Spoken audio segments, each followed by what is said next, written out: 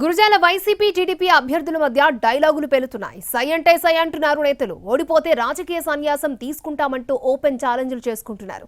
ఎరపతినేని కాసు మహేష్ మధ్య జరిగిన డైలాగ్ వార్ని ఇప్పుడు చూద్దాం.